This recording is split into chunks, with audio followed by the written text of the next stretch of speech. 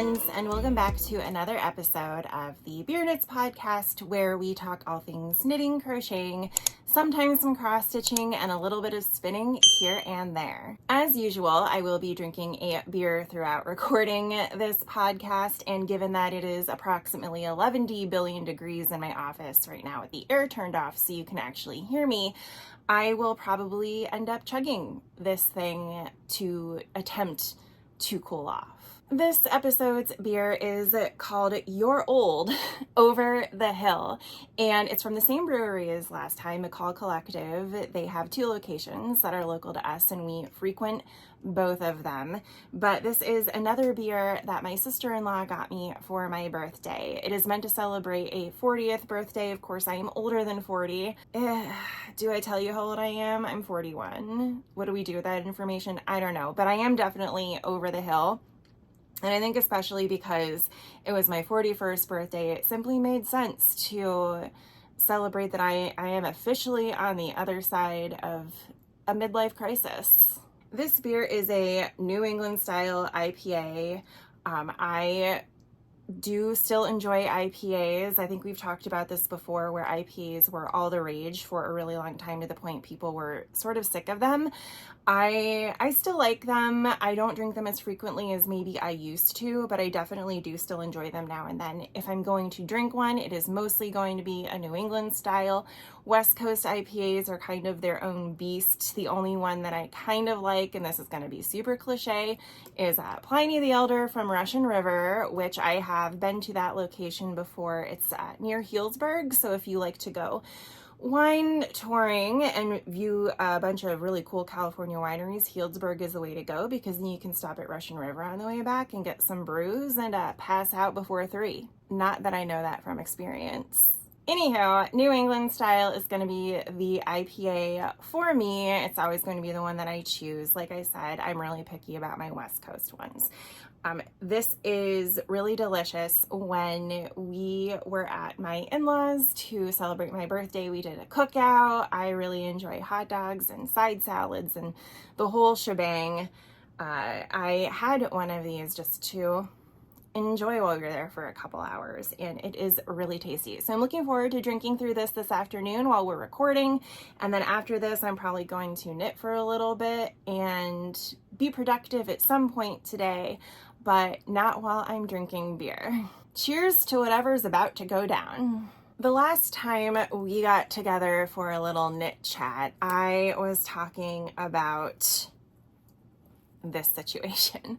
These are my Rhinebeck Roomies socks from Kay the Crazy Sock Lady in my Super Glow Tarot Glow yarn, featuring colorways inspired by Lisa Frank and her artwork. Well, I don't think it's like her official artwork, is it? I don't know actually, but there are Lisa Frank inspired tarot cards that are really beautiful. I have a set. It's just the major arcana, so you don't get a ton of insights like you would, like if you had the minor arcana, and I do wish they had the minor arcana because I love me some Lisa Frank artwork. I would love to have more. Alas, it is the major arcana, and this is inspired by the Empress. And if you take a look at the card, it is very accurate, very true to what the card looks like. And I dove into my stash on my birthday because I was going to Lake House to celebrate Father's Day with my family, and Scott was working that day. So I was like, you know what, I'm going to make this day truly about me, and I'm going to pick out yarn that I really enjoy and that I want to work on today. And this was it. And I'm really glad that I did. However,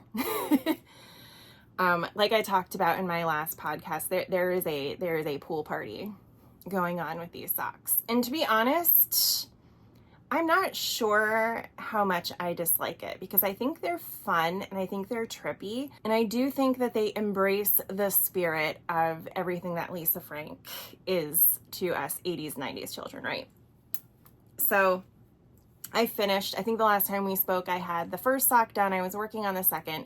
Now I have both done. And honestly, despite the pulling, I do enjoy them because they are what they are. I am not usually a fan of pulling in my knitting, and I will do what I can to avoid it.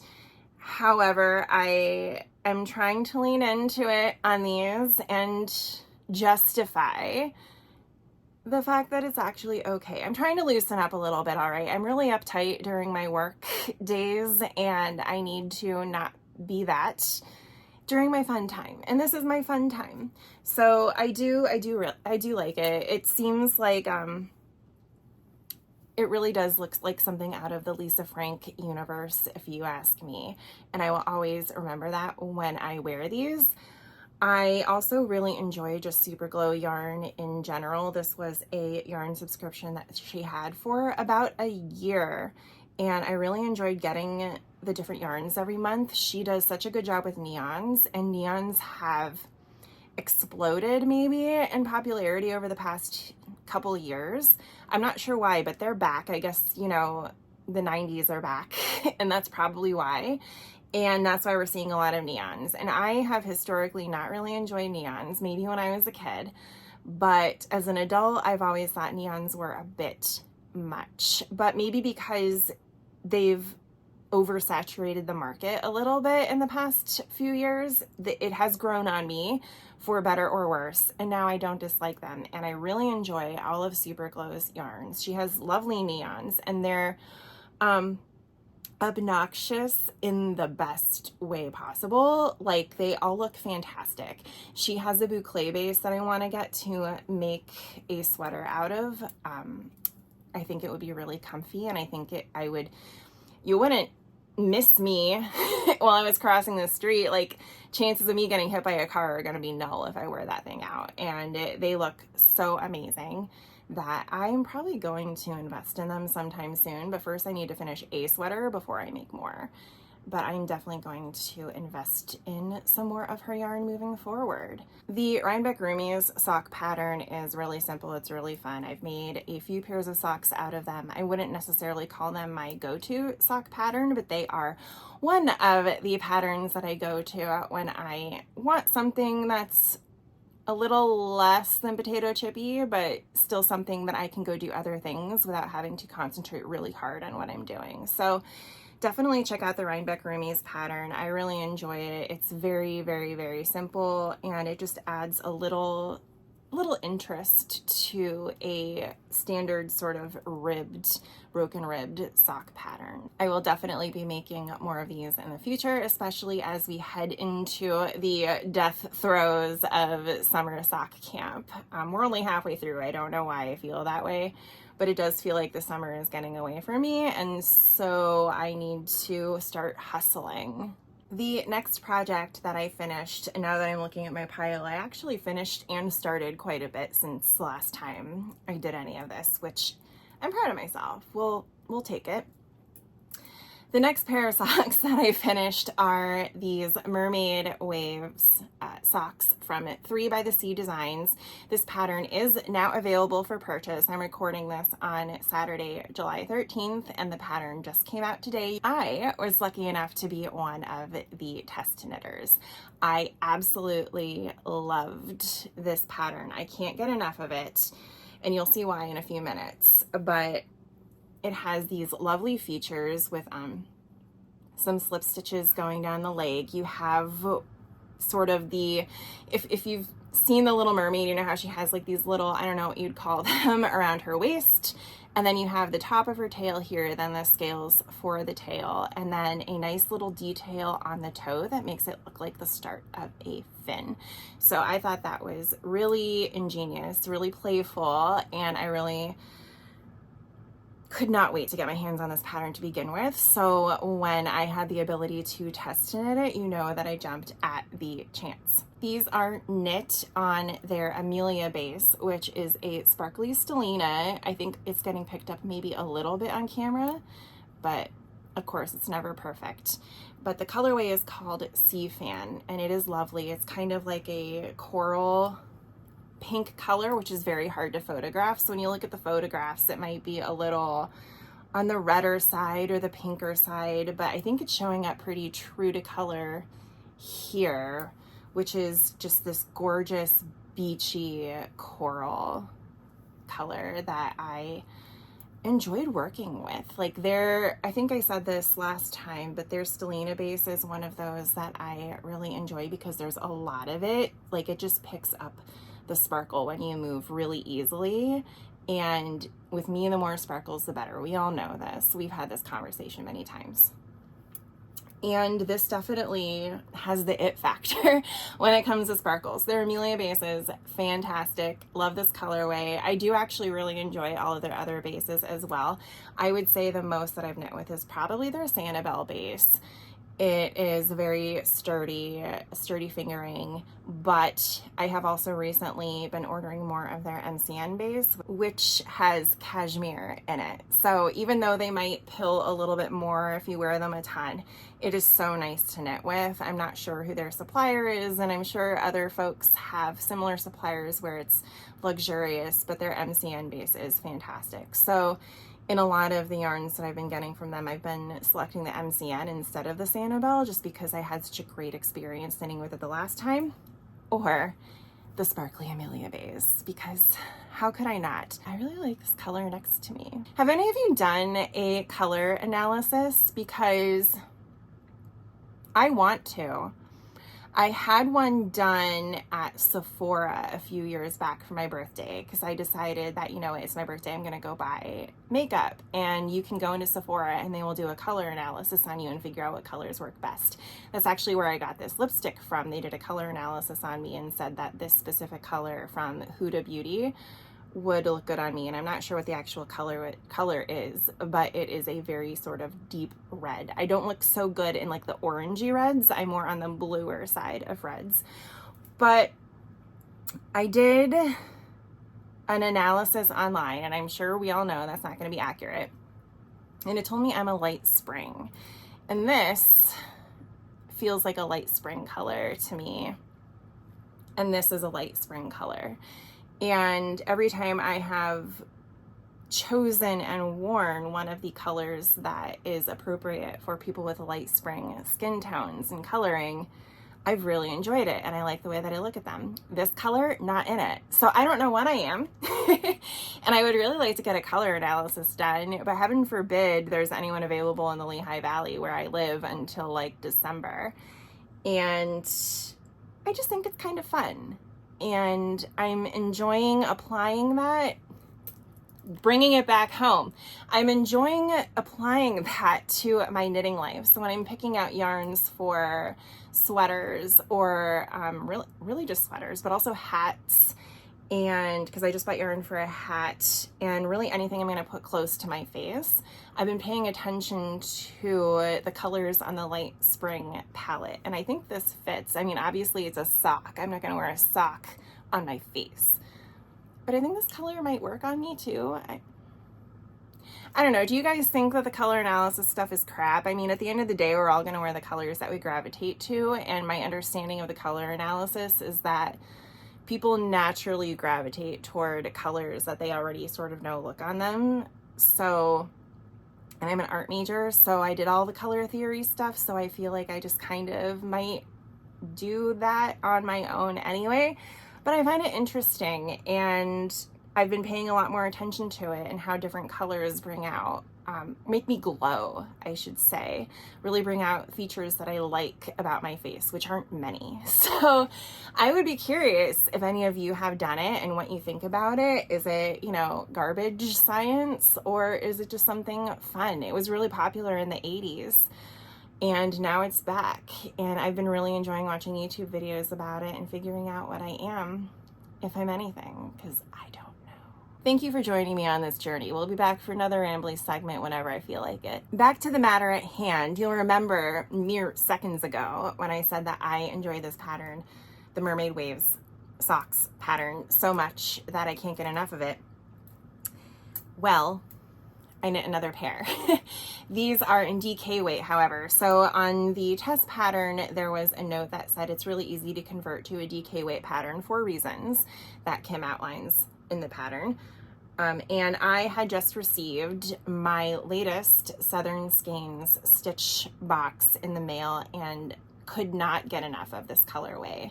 I do have a review / unboxing on my channel if you want to go ahead and check it out to see all of the other fun things that we got in the box. But this was the yarn that was featured for June, and it is the No Rush DK weight sock set from Southern Skeins, and it lended itself really well to this pattern. So if you'll recall, on the other socks there is this slip stitch feature, and it shows up really well on just a plain old colorway, as you can see here. I really like that because it really pops.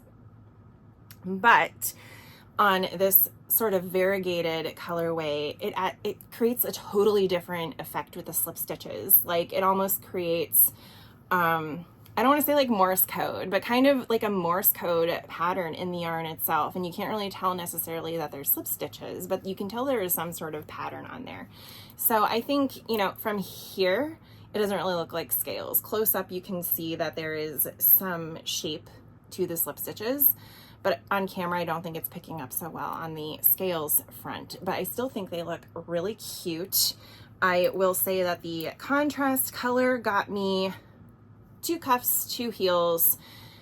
It won't get you more than that because it's DK weight, and obviously 20 grams of DK weight different than 20 grams of fingering weight. So it won't take you as far as a fingering weight sock set, but I'm really happy with how they turned out nonetheless. I chose to do the cuff and the heel instead of the cuff and the toe. Originally, I wanted to do the cuff and the toe in this aqua color because I thought it would make, you know, the fin detail at the bottom pop a little bit more, and it probably would have. However, because of the variegation, knitting back and forth on the slip stitch heel was just not doing it for me, and I prefer just a standard slip stitch square heel over anything else. I think they fit me the best personally, so I didn't want to drive myself crazy. I just finished the socks of the pooling, and I didn't want to drive myself crazy with other socks that I had to convince myself were not an issue. So I just did the contrast color on the heel, and I really love how they turned out. I think they look great. It is, the theme for it was sea turtles. So it really looks like the ocean, and that's why I thought it would lend itself well to the Mermaid Waves sock pattern. So again, definitely check out the pattern. Like I said, it's for sale as of today. You can go and get your own copy right now. I think people are going to rush and lose their minds over it because it is such a fun pattern. It's easy to memorize, which is very important to me because I like to zone out while I'm doing something I enjoy. And you won't regret it. You will have an amazing pair of socks when you're done. All right, this next project I literally just finished this morning, and it is a Christmas gift. So if you are anyone in my family who has somehow stumbled upon my YouTube, please go away. I was watching Knitty Natty, and she recently knit a Manhattan hat, and because I don't have a personality of my own, I decided that I also needed to start knitting these hats. I last year made hats for all of the guys in my family, so I'm going to be doing that again this year, plus I'm expanding it into Scott's family as well. So his dad, our brother-in-law, those two are going to be getting hats as well. So I have at least 4 hats to make. I haven't decided yet if this pattern is going to make me completely lose it, and I will explain why. This is the Manhattan hat, the one that I finished this morning, obviously. It is knit out of Knit Picks Bravo worsted, which, if you can't see it on camera, attracts everything. So if you have dogs, you have cats, you live in the universe, something is going to get stuck to this yarn. So I have plans for how I'm going to finish that off at the end. Namely, like, I'm going to wash and block it 2 days before Christmas and shove it in a plastic bag. That's how this is going to end. But here's why I think this pattern is going to drive me crazy. First of all, the cast on is a tubular cast on, and it looks amazing. That's why I continue to do it, and it's actually not that bad. I was reading Craft Snark recently, and there was like a whole thread about like It might have been in their BEC thread a couple weeks ago. It's like, why are people afraid of certain knitting techniques, especially purling? Like everything you see online, on Instagram patterns, whatever, it's like, oh, there's so much purling. I hate it. I'm never going to survive. We're all going to die sort of mentality behind having to do these things. And people are like, it's just a technique. You'll be fine. So that's how I'm trying to take the tubular cast on, because it does look amazing and it's super stretchy.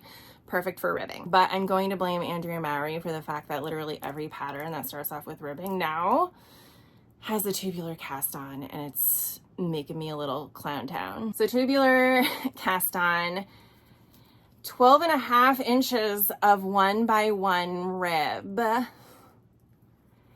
It's monotonous, to say the least.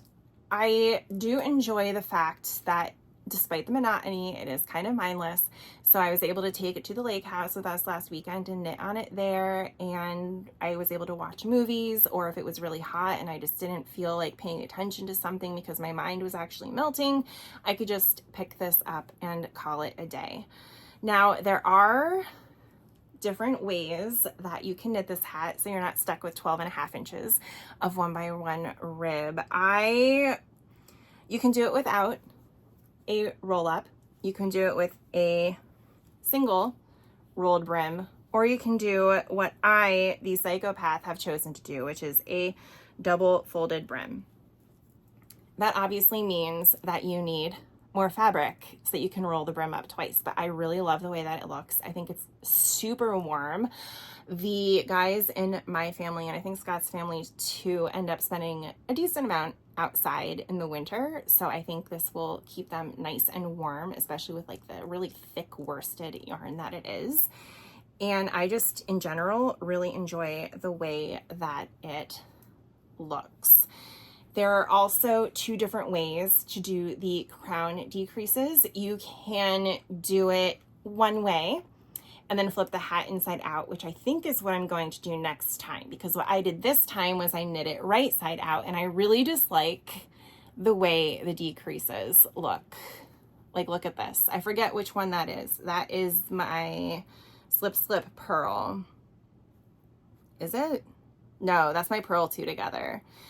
So this is my purl two together, and I suppose it might come out in blocking, and I suppose I can just get better at purling two together, but like my gauge on purling is a little bit different, and I just don't like the way that it looks. So I might, because it's 1x1 rib, it really doesn't matter what the inside or the outside is until you get to the crown decreases. So I think on the next one, I might do the inside out decreases and see if I prefer that, because I still got 3 more of these to make, plus I got yarn to make myself one in a pink color from Knit Picks because I needed more. This uses slightly more than 1 ball of Knit Picks Brava if you're making a large size with a double brim. I will say that despite the monotony, I did enjoy knitting this, and I don't think I'm going to hate making a bunch more. My one complaint is just that this yarn attracts everything to it, and I hate that. We're gonna see what I have to do with that. There's gonna be some lint rollers involved. There's definitely gonna be a wash and a block, and then there's gonna be plastic bags shoved in the back of my closet where none of my creatures can even so much as look at it before Christmas. Of course, I finished that this morning, and I was enjoying watching the Bakery Bears podcast. That is a joy of my Saturday mornings. Every weekend that Scott is working seems to line up with when the Bakery Bears release an episode. So I wake up, it's the dogs and I relaxing for the morning. I grab a cup of coffee and we watch an episode of Bakery Bears and start knitting. So I finished the blue version of the Manhattan hat, and of course had to cast on the next one. So I did the whole tubular cast on shenanigans and went to town, and it was much easier this time. And now I'm just well into the 12.5 inches of eternity that I have to knit. This, I do think it's worth showing, is a progress keeper that Scott got me for my birthday. It is a little Ewok from Star Wars, and it's not that I'm really into Star Wars or Ewoks. I like Star Wars, don't get me wrong. I just think that Ewoks look like our Pomeranian Ziggy. And so when we went to Disney last year, I got a little stuffed Ewok, and I have a picture of the two of them together, and it's so cute. And I can't get enough of it. So for my birthday, Scott saw that, I think it was Simply Serving, had these little Ewok progress keepers. So I have one now, so I always have Ziggy with me, and it makes me giggle every time I finish a round. Well into this, I don't know, like an inch and a half. If I actually sat down and focused on it, it won't take me long. This is also in Knit Picks Brava, but in the silver colorway, which I'm liking much better because there might be hair all over it, but we're not gonna know. And if we don't know, ignorance is bliss. The last thing that I'm working on, and I feel like I've been here for 9 years and I'm going to melt into a puddle in 2 minutes, but the last thing that I'm working on is a lapgan for my mother. This is called the Grace Blanket, I believe, and it's meant for fingering weight yarn, but I don't read directions, and so I got worsted weight yarn and I'm just treating it as such. I figure it's fine, it's a blanket, who cares, you just make it as big as you want. And it is coming out beautifully. The yarn is Hobby Lobby's I Love This Yarn print, and the colorway is called Instant Classic, and you can see why. I love the colors on this. I think my mom is going to really enjoy it. Speaking of color analysis, I think I look great in it. And it's making me really happy. Like every time I look at it, I'm really enjoying it. It is a relatively simple pattern. I will say that as someone who has been crocheting for most of my life now, there could be some improvements in it to make some of the instructions more clear. I have found that I need to pause and actually process what's going on in the instructions, but it hasn't been that big of a deal, I suppose, and it's coming out wonderfully. There is a combination of popcorns every, I don't know, 15 rounds or so. The back post double crochets are a little tedious, to say the least. I think I now have shoulder problems because of those, but the rest of it is really easy. And again, you can make it as big as you want, which is perfect for me because I want to make sure that my mom, who is in a wheelchair most of the time, has a blanket that fits her lap without dragging on the floor. She, like me, is frequently very cold outside of the earth dying outside. And we like to have blankets on us. And so for her, if she's in her wheelchair, I want to make sure that, you know, she's not going to get stuck in it if she rolls over it or something like that. So I'm trying to figure out how big I should make it. I honestly feel like maybe I should stop soon. So maybe I'll use like one or two, the rest of this ball and maybe another ball, and call it a day with it. But it's coming out beautifully. That's going to be one of her Christmas presents, so I'm looking forward to giving that to her. I haven't done a lot of crocheting lately, so it's been a nice, not break from knitting, but it's been just something different to look forward to and enjoy. And it's also giving me a chance to use my new interchangeable crochet hook.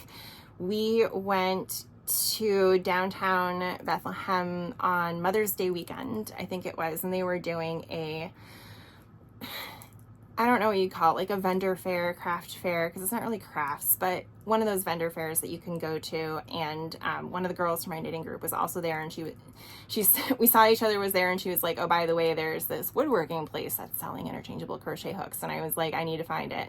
So I found it, and they had some yarn out so you could sort of test drive the crochet hook, and I really enjoyed it.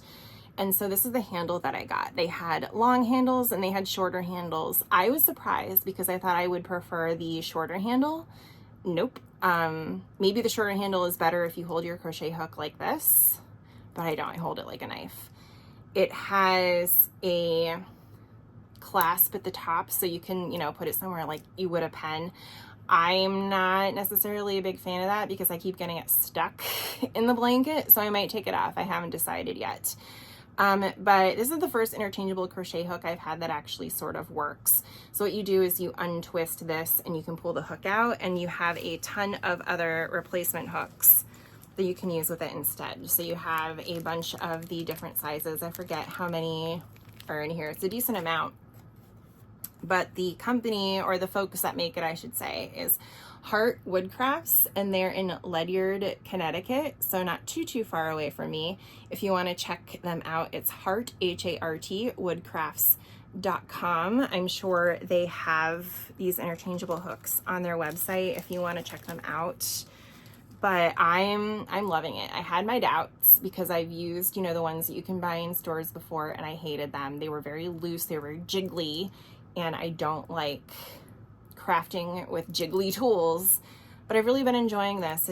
It's really nice. I don't know if I'd call it ergonomic, but it feels ergonomic, like it's nice to hold, and my hand doesn't cramp up. And it's helping me make a beautiful blanket for my mom, who I think is going to really love it. So definitely check these guys out if you have the chance. I guess that's everything for this episode in terms of what I want to talk about that I've been working on. I did do a little bit of cross stitching, but nothing worth showing you. I'm really excited because Satsu Mystery is doing a Halloween mystery stitch along right now, and we just got the first clue yesterday. So I might pick that up and attempt to do it in real time because it is so cute. I love Satsu Mystery. All of Jodi's designs are fantastic. Her colors, her kits, because I got the kit to make it. When I opened it, I was like, I don't even know what this thing is going to look like yet, but I already know I'm going to love it because the colors and her eye for the designs that she creates are so amazing. So that might be coming. We shall see. It depends how hot it is, because I might switch to cross stitch if it's too hot for the knitting stuff. Sock week is coming up, so I have all of my supplies ready to go for that. I have the yarn to make 2 pairs of socks, but I'm definitely not going to make both pairs in a single week. So I'm debating if I want to cast on the first socks now, because I don't have any socks on my needles right now. I know, shock horror. So I might do that, get the first socks out of the way, and then spend sock week making the matches for them to make sure that they get done. Plus the yarn is gorgeous, and I really just want to work on those. So maybe that'll be something that I do this week too. I haven't really decided, but keep an eye out for that. We are still planning to go to the Pittsburgh Yarn Crawl the first weekend of August. It starts the last weekend of July, it goes to the first weekend of August, and we're going for the second full weekend of it. So we're still planning on that. If anyone's in the area, it would be cool to see you. We're going to be busy going to all the yarn shops, and the guys are coming with us, so there will be breweries. Keep that in mind. But if you are in the area and see us around, say hi. I would love to meet up with you. That would be really fun. And yeah, other than that, I have actually been reading. I am currently in the middle of the Great Witches Bake Off book 3, audio book 3, I should say. It's called Rolling Scone, and still not sure how I feel about this series. It's nice to listen to while I'm spinning or cleaning the house or something like that, but I wouldn't say that I'm really absorbed in the series like I was with Vampire Knitting Club. But Vampire Knitting Club did just have a new book come out. It's not on audio yet, so I'm gonna keep my Pampers untied until that comes out. I'm gonna try to have patience for that and just keep going through this series. Nancy Warren, who's the author of both books, has some other series that I want to check out too. So I feel like if I still don't like this Great Witches Bake Off series at the end of book 3, maybe I'll check out some of her others, because I do love me a cozy mystery. I also finished Middle Tide, which I enjoyed it, so I can't really trash it too much because I did enjoy reading it, but like the way that it ended, and it was meant to be a twist, but I personally didn't think it was a super twist. It's kind of your typical just like quick thriller read that comes out through Book of the Month. So that's kind of what I expected, and I was not disappointed in that regard. So I'm still happy I read it. It was a good read at the lake house. I don't know if I'd recommend it. Maybe check it out, see if it's your thing. But now I'm reading Fantastic Land, which was the June read over on her name is Megan, but her channel is Penny Moons. So if you go check that out, she has a book club that is focused on horror type books. And so I've been kind of following her recommendations recently, and I decided to check out Fantastic Land when it was the pick for June. Obviously, I'm behind on that because I was reading other books. I'm really enjoying Fantastic Land. It is about an amusement park in Florida. So it's supposed to be like a combination between Disney and Universal. Like there are characters, it's a little Disney-fied, but it still has kind of like a thrill element of Universal that Disney is missing. It's supposed to be like the perfect marriage between them. But it gets hit by a hurricane, and the only staff that's there are basically a bunch of teenagers, and they all run around trying to stab each other. And it's written very well. It's very interesting. If horror is not your thing, you might not like it, but I'm liking it, and now I have questions about who I am as a person. That is it for this week. If you made it this far, definitely leave me a comment. Let me know if you've done a color analysis. I'm really interested to see if anyone's done it, or if anyone's as interested in it as I am. Like I said, it might be crap. I don't know, but I'm curious to see if anyone else is interested in getting their colors done, or what do you think I am? Do I encompass a late spring? I don't know. What are you? And otherwise, I'm going to go finish my beer, and then I'm probably gonna go for a walk, do some arms and light weights for the day. I have a 90-minute Peloton ride tomorrow, so I'm trying to keep it easy today so I don't fall off the bike. And I'm gonna order drunken noodles from our local Thai place tonight, so I'm excited for that. And yeah, I hope you're all having a fantastic end to your weekend by the time you see this, and I will see you in the next one. Bye.